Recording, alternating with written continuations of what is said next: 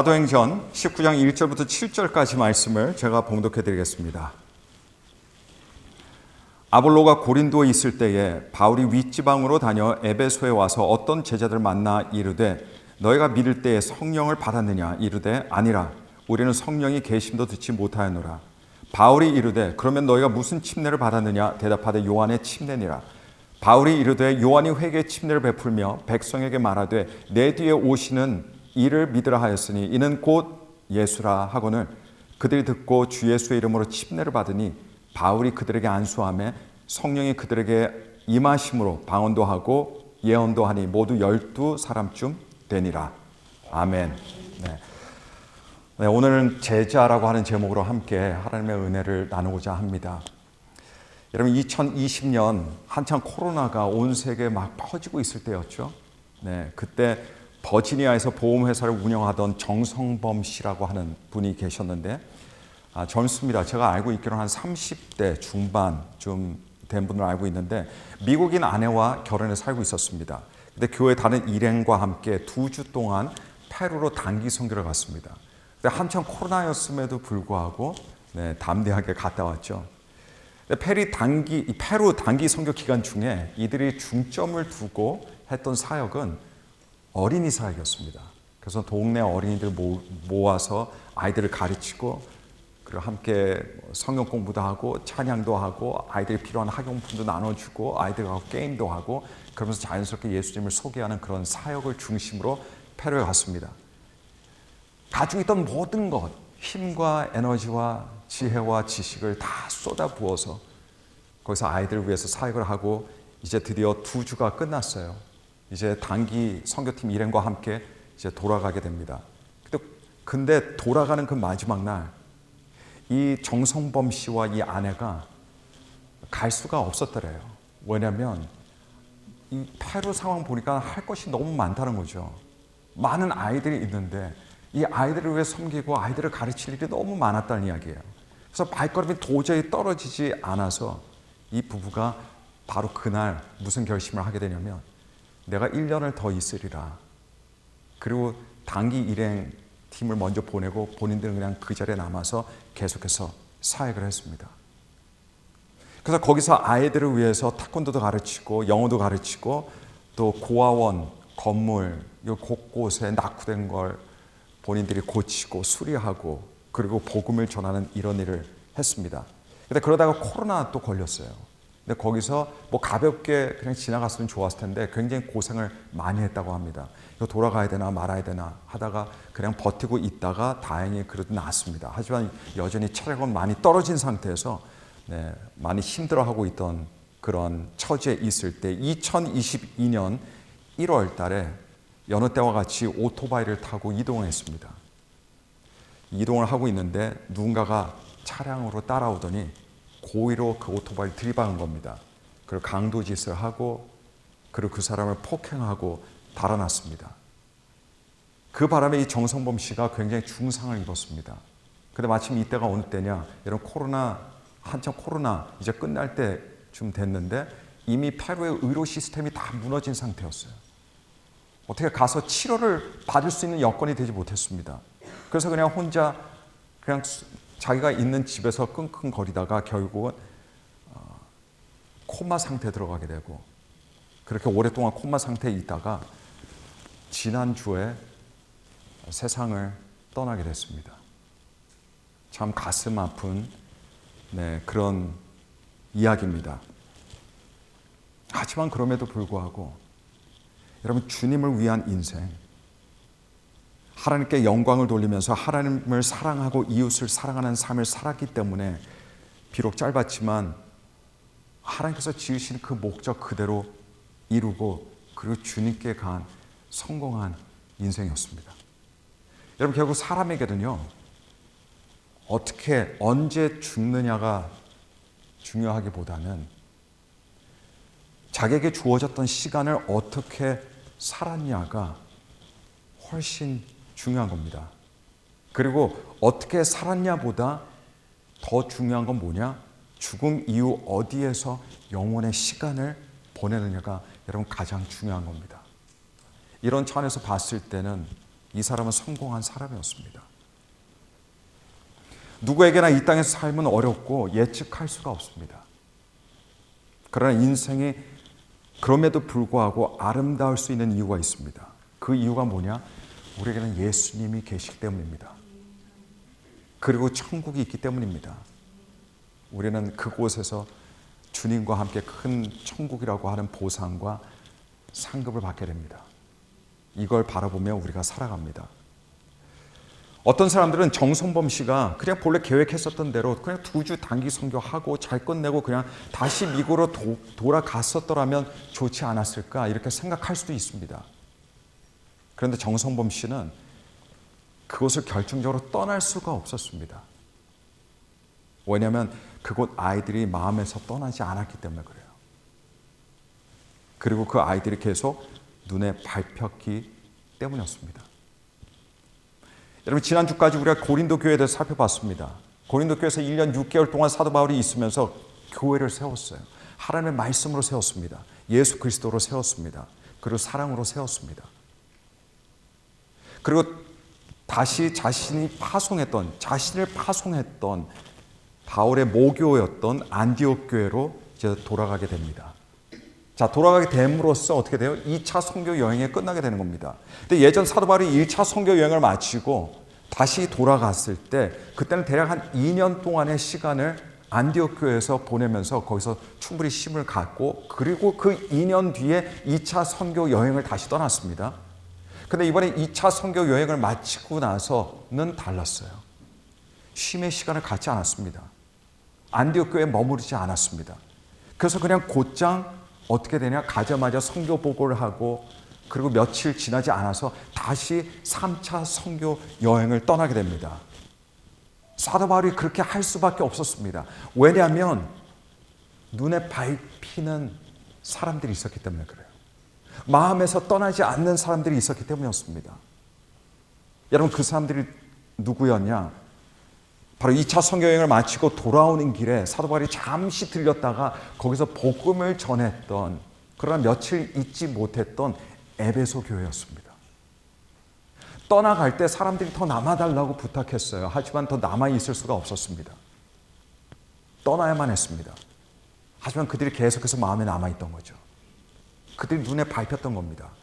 그래서 쉬지도 않고 다시 곧장 3차 선교 여행 떠나게 된 겁니다. 그리고 여러분, 거기서 3년의 기간 동안 머물면서 교회를 세우고 그리고 복음 사역을 하게 됩니다. 어린이들서부터 어른들에 이르기까지 주님의 복음을 전했다는 거죠. 근데 오늘 본문 말씀 보니까요, 바울이 3차 전도 여행으로 에베소에 당도하자마자 어떤 사람들을 만나게 돼요. 어떤 사람들을 만나게 되는데 성경은 사도 바울이 만난 이 사람들을 일컬어서 어떻게 말하고 있냐면요, 어떤 제자들이라고 이렇게 말씀하고 있습니다. 제자들이긴 제자들인데 어떤 제자들을 만나게 된 거예요. 근데 여러분, 오늘 우리가 본문 내용을 살펴봄에 있어서 먼저 제자라고 하는 단어에 주목했으면 좋겠습니다. 제자. 왜냐면 별거 아닌 단어처럼 보이지만 그래서 사실 저와 여러분들의 굉장히 중요한 단어가 되기 때문입니다. 여러분, 사도행전은 제자라는 말이 100번 이상 사용되고 있습니다. 100번이 넘도록 사용되어지고 있어요. 우리 사도행전이 총 28장으로 되어 있습니다. 28장. 근데 28장에 제자라는 말이 100번도 넘게 사용되고 있으니까 한 장당 평균적으로 4번은 사용되어졌다는 이야기입니다. 여러분, 제자라는 말을 할 때 여러분 혹시 누가 연상이 됩니까? 제자라고 하면 누가 생각이 나요? 제자라고 하면 보통 사람 다 마찬가지일 겁니다. 바로 예수님의 12 제자들이 머릿속에 떠올리실 거예요. 그런데 사도행전에서 제자라고 할 때는요, 95% 이상이 그냥 일반 성도들을 부를 때 제자라는 호칭을 사용하고 있습니다. 그리고 여기는 이유가 있다는 것을 아셔야 돼요. 그렇다면 왜 사도행전에서 성도들을 지칭할 때 왜 제자라는 호칭을 사용한 것일까요? 왜냐하면 사도행전은요, 성경은 성도들을 단순히 교회에 오는 사람들이 아니라, 단순히 예배드리는 사람이 아니라, 단순히 예수를 믿는 사람들 차원이 아니라 성도들을 뭐로 보고 있기 때문에 그렇습니까? 예수님의 제자들로 보고 있기 때문입니다. 그래서 예수님의 12제자들도 제자들입니다. 그러나 동시에 다른 모든 믿는 성도들, 저와 여러분들도 다 예수님의 제자들입니다. 여러분, 오늘날 성도를 일컫는 용어로 뭐가 가장 평범하게 일반화되어 있습니까? 그리스도인이라는 말이에요. 그리스도인. 저희들도 그 말을 많이 쓰고 다른 사람들도 그 말을 많이 씁니다. 그리스도인이 일반적인 호칭이 되어 있습니다. 근데 여러분 그거 아십니까? 그리스도인이라고 하는 호칭이 교회 내에서 만들어진 게 아니에요. 교회 바깥에서 만들어졌습니다. 성도들이 만들어낸 호칭이 그리스도인이 아니에요. 세상 사람들이, 예수님을 모르는 세상 사람들이 만든 호칭이 그리스도인입니다. 그래서 사도행전 11장 26절 후반부에 보시면 사도행전 11장서부터 그리스도인이라는 단어가 나옵니다. 제자들이 안디옥에서 비로소 그리스도인이라 일컬음을 받게 되었더라. 여기 처음 나오는 거예요. 그리스도인이라는 단어가. 여러분, 여기서 그리스도인이라 일컬음을 받게 되었다라고 되어 있어요. 그리스도인으로 불려졌다는 이야기입니다. 이 말은 다른 사람들에 의해서 그렇게 불려졌다는 이야기입니다. 그들 스스로가 그렇게 불렀다는 이야기가 아닙니다. 근데 교회가 세상 사람들이 자신들을 그리스도인이라고 부르는 것을 듣고는 거기에 대해서 불쾌하지 않았어요. 못마땅해 하지 않았습니다. 왜냐하면 그리스도인이라는, 크리스찬이라고 하는 의미가 정확하게 맞아 떨어졌거든요. 기독교인이라는 말, 크리스찬이라는 말은 무슨 의미냐면 그리스도께 속했다는 의미입니다. 세상 사람들이 그리스도인 성도들에 그렇게 불러요. 근데 보니까 맞는 말이에요. 왜냐면 자기들은 예수님께 속한 사람들이거든요. 그래서 그게 호칭이 교회 안에서도 사용이 되어졌다는 이야기입니다. 그래서 오늘날까지 우리의 호칭이 되었습니다. 자, 그리스도인이라는 호칭이 교회 바깥에서 불려지기 시작한 호칭이었다면 교회 내에서 성도들을 일컫는 호칭도 따로 있었어요. 자, 다시 말씀드립니다. 그리스도인이라는 호칭은 세상 사람들이 만들어준 호칭이에요. 우리 스스로 만든 게 아니에요. 하지만 그리스도인이라는 호칭이 있던 반면에 우리 스스로, 교인들이 교인 스스로 서로 부르던 호칭이 있었습니다. 그 호칭이 무엇이냐라고 할 때 그 호칭이 바로 제자라는 호칭이었습니다. 그게 제자였어요. 더군다나 이 제자라는 호칭은요, 그리스도인이라는 호칭이 생기기 훨씬 전부터 사람들 사이에서, 성도들 사이에서 제자라고 서로 불렀습니다. 누군가 나를 제자로 불러도 좋았어요. 왜냐하면 제자였으니까. 이 제자라는 호칭이야말로 진짜 교회 안에서 나오기 시작한 오리지널한 호칭이었다는 걸 우리가 알아야 할 필요성이 있습니다. 여러분, 그렇다면 도대체 왜 성도들을 일컬어서 제자라는 단어가 가장 처음으로 사용하게 됐을까요? 이유는 간단합니다. 여러분, 예수님께서 이 땅에 활동하실 때 사람들을 부르셨어요. 부르시지 않은데 사람들이 따라간 게 아니라 예수님께서 사람들을 부르셨습니다. 근데 부르시는데 뭐라고 말씀하시면서 부르셨냐면 마태복음 11장 29절입니다. 수고하고 무거운 짐진 자들아 다 내게로 오라. 나는 마음이 온유하고 겸손하니 나의 멍에를 메고 내게 배우라. 그냥 교회 와라가 아닙니다. 내게 배우라면서 부르셨어요. 내게 배우라. 그래서 여러분, 성도는 어떤 사람이 되어야 됩니까? 성도는 배우는 사람이어야 합니다. 누구로부터 배웁니까? 예수님으로부터 배웁니다. 그리고 배우는 존재가 어떤 존재예요, 여러분? 배우는 존재가 제자입니다. 예수님, 저 주님은 너무 좋아요. 근데 배우는 데는 주님 별로 관심이 없습니다. 좋은 제자라고 할 수 없습니다. 예수님, 저 배울 거 다 배운 것 같아요. 이제 배울 것이 없을 것 같습니다. 그럼 주님이 뭐라고 말씀하실까요? 그러면 주님이 그럼 하산하여라. 그래서 너와 나는 이제 따로 간다. 여러분, 예수님의 제자는 예수님의 사람으로 태어나면서부터 주님께로 갈 때까지 예수님께 배우는 사람입니다. 제자입니다. 저는 어릴 적에 어른들이 참 좋았어요. 왜냐면 학교를 안 가니까요. 학교 안 가는 어른들이 너무 부러웠습니다. 왜 학교를 가는지 그냥 사회 나가서 일하면 되는데 어른들은 다 아는지 알았어요. 다 배운지 알았습니다. 그런데 어른이 되고 나서 보니까 배울 것이 너무 많네. 모르는 것이 너무 많네. 그런 생각이 들더라고요. 예수님의 제자는 예수님께 배우는 사람입니다. 평생 배우면서 살아갑니다. 여러분, 공부하라는 말하고는 좀 달라요.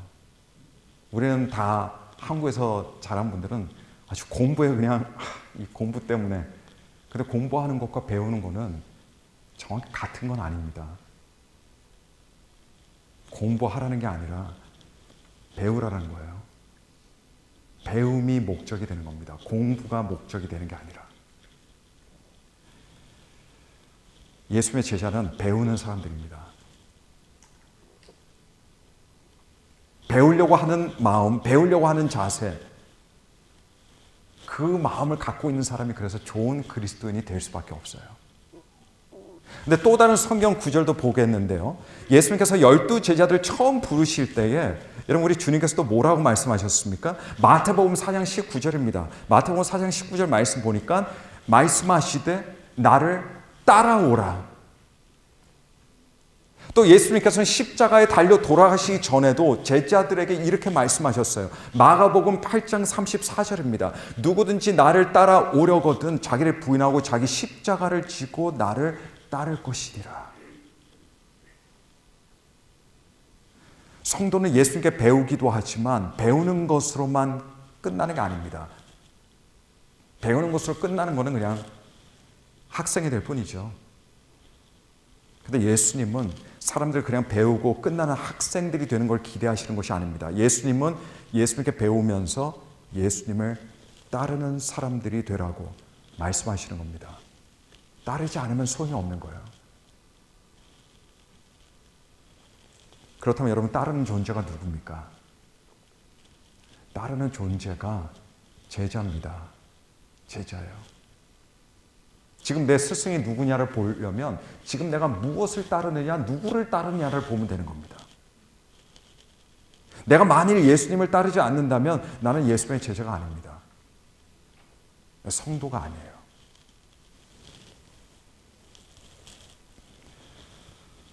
예수님을 따르는 존재가 제자입니다. 그러니 교회 자체 내에서 성도들이 서로에 대해서 이해할 때 너무 자연스럽고 너무 당연히 서로를 뭘로 이해했다는 이야기예요? 제자로 이해했다는 이야기입니다. 제자. 우리는 이러한 사실을 알게 되면 성도는 정확히 무엇을 하는 사람인지 어떤 사람인지를 알게 되는 거예요. 성도는 첫 번째로 어떤 사람입니까? 예수님께 배우는 사람이에요. 두 번째로 성도는 또 어떤 사람입니까? 배운 대로 예수님을 따르는 사람입니다. 그래서 그리스도인은 모두가 제자가 되어야 됩니다. 제가 몇 주 전에 새벽 예배 때 잠깐 나눴던 예화가 있는데 여기서 나누겠습니다. 하루는 한 호랑이 새끼가, 아무리 호랑이지만 너무 작잖아요. 숲을 막 가는데 다른 동물들이 자기를 무시하는 거예요. 도망가지도 않고. 보니까 자기가 힘도 약해요. 그래서 자기의 정체성에 대해서 자신감이 없었습니다. 그래서 엄마 호랑이를 찾아갔어요. 그래서 엄마에게 이렇게 물었습니다. 엄마, 나 호랑이 맞아? 그래서 엄마 호랑이가 당연하지, 너 호랑이야. 너 몸 봐, 너 색깔 봐. 비록 지금 작지만 너 호랑이 맞아. 너 영락없는 호랑이야. 그 엄마의 말을 듣고 아기 호랑이가 너무 기분이 좋았어요. 그래서 당당하게 숲을 돌아다니기 시작했습니다. 아주 당당하게. 난 호랑이야, 호랑이야. 근데 막 돌아다니다가 어떤 작은 폭포가 있는 곳에 갔는데 거기 보니까 한 선녀가 거기서 목욕하고 있는 거예요. 근데 호랑이가 옆을 또 보니까 어떤 나무꾼이 선녀의 옷을 몰래 이렇게 막 챙기더니 갑자기 자기 있는 쪽으로 막 뛰는 거예요. 그래서 그 나무꾼이 막 자기를 향해서 오는데 아기 호랑이를 보고 이 나무꾼이 이렇게 외쳤습니다. 저리 비켜 이 똥개야. 이 말을 듣고 호랑이는 나는 호랑이가 아닌가 봐. 정체성의 혼란을 느꼈다라고 하는 이런 우스갯 이야기가 있습니다. 우리가 하나님의 자녀로 살기 위해서는요, 우리가 누구인지를 정확하게 알아야 돼요. 내가 누구인지를 모르면 난 딴 일을 하게 되어 있습니다. 다르게 살게 되어 있어요. 내가 누구인지 내 정체성에 대해서 정확하고 분명하고 선명하게 알고 있어야 됩니다. 그래야 우리는 우리의 본분대로 살 수 있게 되기 때문입니다. 여러분, 사실 그리스도인이라는 호칭도 너무 좋지만 근데 오늘날 그리스도인이라는 의미가 사실 너무나도 애매모호해졌어요. 그래서 그 의미를 잘 모르고 사용이 되고 있는 단어가 그리스도인이라고 하는 호칭입니다. 명목상의 그리스도인도 그리스도인이에요. 그냥 예수님과 뚜렷한 관계 없어요. 그냥 교회에 출석하고 있어요. 본인은 그냥 교회, 기독교에 대한 좋은 이미지를 갖고 있어서 그런 사람들도 그리스도인이라고 부릅니다. 예수님을 그저 성인이라고 생각하는 사람도 그리스도인이라고 스스로 여깁니다. 그런데 여러분, 성경은 성도가 어떤 사람이라고 말해줍니까? 성경은 성도는 예수님께 모든 것들을 배우는 사람이다. 그리고 예수님을 따르기 위해 노력하며 살아가는 사람이다. 이게 바로 성도다. 이게 바로 성도다라고 말해주는 겁니다. 여러분, 우리는 누굽니까? 우리는 예수님의 제자들입니다. 여러분, 한번 따라해 주시길 바랍니다. 나는 예수님의 제자다. 이게 우리의 정체성입니다. 성도는 그래서 예수님께 배우고 예수님을 따르는 사람들이에요. 여러분, 내 성향이나 성격이 예수님의 가르친 것 잘 안 맞는 부분이 있을까요? 없을까요? 있습니다. 당연히 있죠.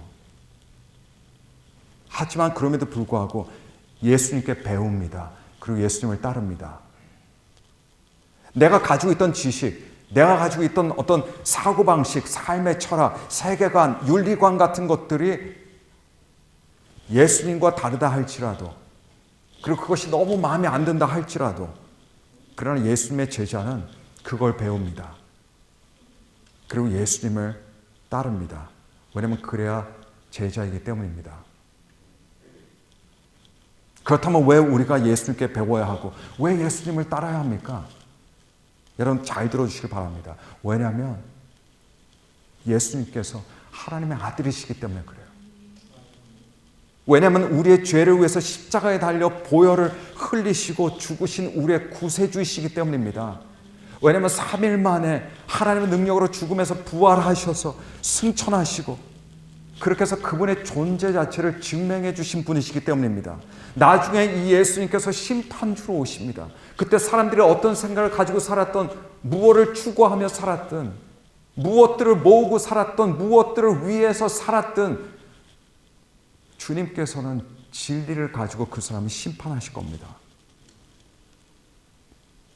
예수님만이 진리입니다. 예수님만이 생명이고 예수님만이 구원의 문이 되시는 분이십니다. 그래 우리는 당연히 배워야죠. 당연히 따라야 됩니다. 근데 여러분 언제부터인지 잘 모르겠지만 우리 교회들에서 제자라는 말이 사용이 되지 않고 있어요. 잊혀진 단어라고 표현해도 될 것 같습니다. 그런데 초대교회 같은 교회가 되기 위해서는 여러분이 제자라는 말을 다시 살려야 될 줄로 믿습니다.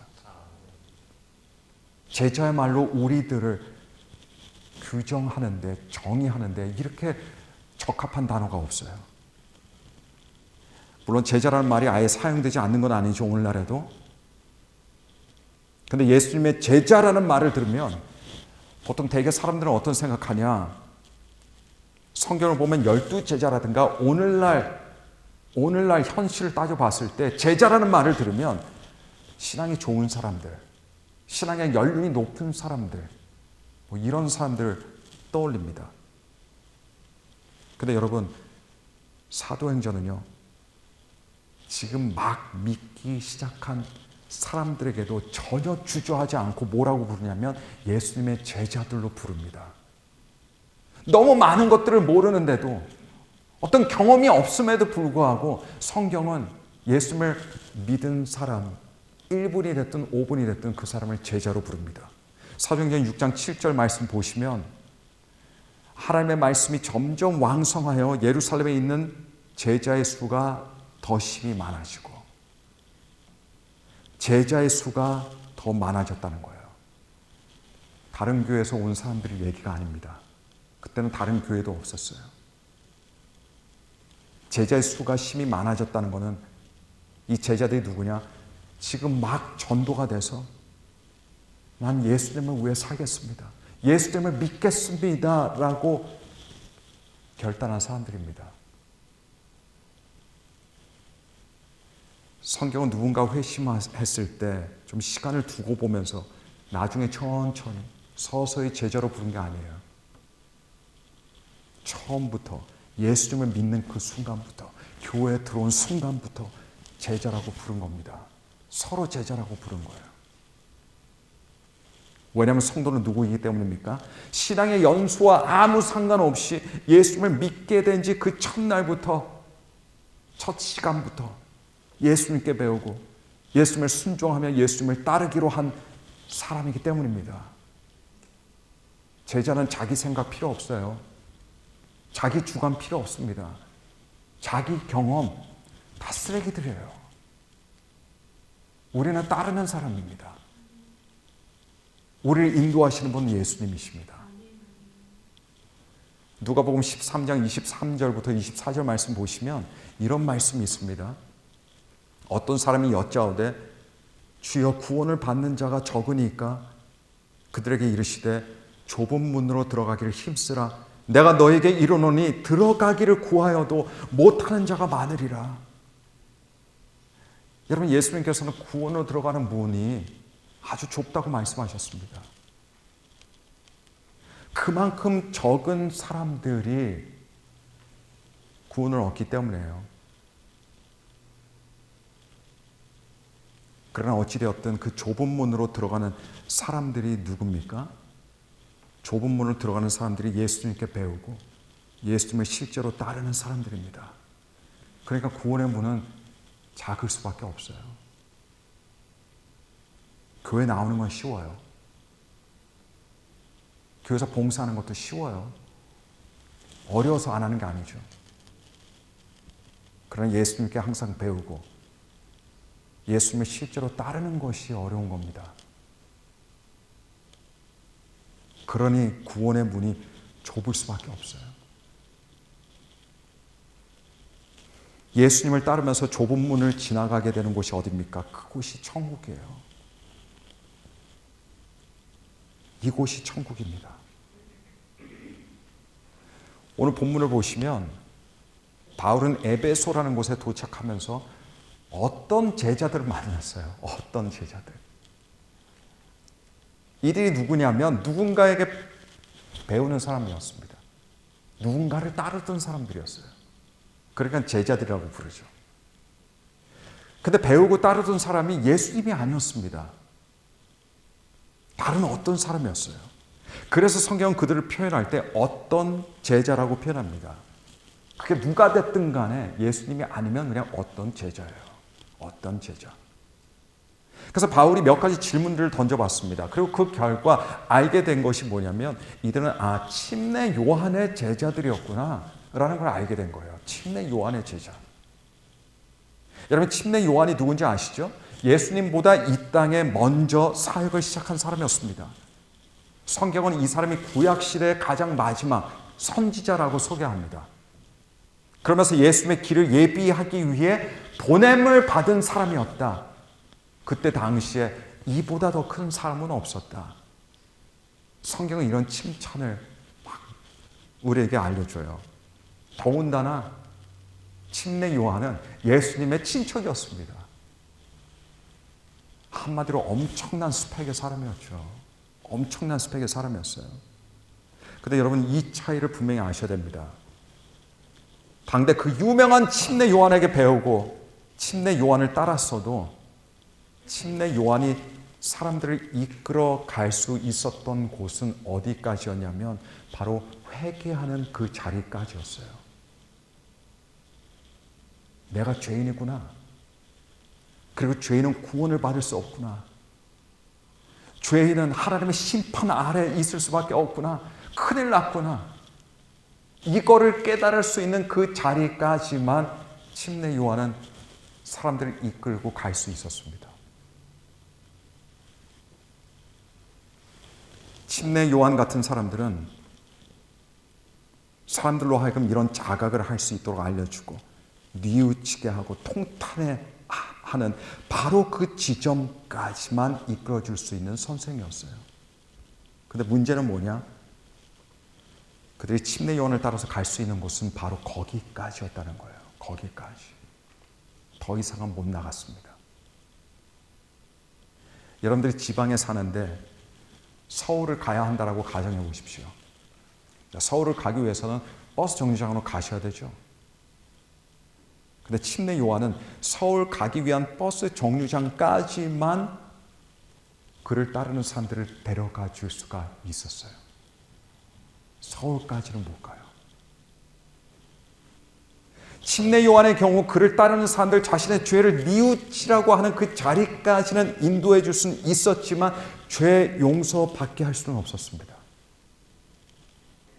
침례 요한의 경우 좁은 문 앞까지는 인도해 줄 수 있을지 몰라도 그 문을 통과하게 할 수는 없었어요. 침례 요한은 문제는 무엇이다라고 말해줄 수 있었지만 그 문제에 대한 해결을 해줄 수는 없었어요. 그래서 바울이 만난 침례 요한의 제자들은 진짜 스승이 필요했던 겁니다. 그 진짜 스승이 누굽니까? 예수 그리스도입니다. 예수 그리스도입니다. 이 진짜 스승은요, 실제로 자기를 따를 사람들을 위해서 자기 목숨까지도 버리신 분이에요. 그리고 침례 요한이 자기 제자들을 좁은 문 앞까지만 이끌어줄 수 있었지만 예수님께서는 실제로 그 좁은 문을 통과하게 하시고 어디까지 인도하십니까? 하나님 아버지의 보좌에까지 인도해 주시는 분이 되신다는 것을 믿으시기를 바랍니다. 우리는 이분을 믿는 겁니다. 이분을 따르는 겁니다. 이분을 사랑하는 겁니다. 그래서 우리는 예수님을 따라야 되는 거예요. 있는 힘을 다해 예수님께 배우고 예수님을 따라야 됩니다. 우리는 있는 힘을 다해 이 땅에서 예수님의 제자들로 살아가는 것이 이게 인생의 목적이에요. 이보다 더 크고 더 거룩한 목적이 어디 있을 수 있겠습니까? 그리고 그렇게 예수님의 제자가 될 때 그것이 사람이 누릴 수 있는 가장 큰 축복이 되는 겁니다. 그것이 우리가 자녀들에게까지 소개해 줄 수 있는 가장 큰 교육입니다. 여러분, 우리는 예수님의 제자들입니다. 예수님의 제자들이에요. 예수님께 배우고 예수님을 따르는 겁니다. 세상은 그런 사람들을 미워하게 되어 있습니다. 사람들은 다 미움받는 거 안 좋아해요. 누구에게나 다 사랑받고 싶어하고 인정받고 싶어요. 하지만 그렇게 할 수가 없어요. 왜냐하면 우리는 예수님께 배우고 예수님을 따르는 사람들이기 때문입니다. 그러니까 예수님이 그렇게 말씀하셨죠. 세상이 너희를 미워하는 것이 아니라 사실은 나를 미워하는 것이다. 저는 신앙생활 이게 맞는 거야 스스로 생각하고 신앙생활을 하는 게 아니거든요. 예수님이 이게 맞는 길이야 하니까 그 길을 따르는 거예요. 그리스도인들은 다 그런 사람들입니다. 근데 우리가 따르는 그 길을 미워한다면 그건 예수님을 미워하는 겁니다. 진리를 거부하는 거예요. 인생 여러분 짧습니다. 아무리 오래 살아도 결국 인생은 짧습니다. 영원이라는 시간 비교하면 짧을 수밖에 없어요. 이 짧은 시간, 우리에게 주어진 그 시간, 주님과 함께 동행하며 주님을 따르며 진리라고 하는 그런 길에서 사시면서 여러분 하나님께 영광 돌리는 저와 여러분들이 되시기를 예수 그리스도 이름으로 간절히 축원합니다.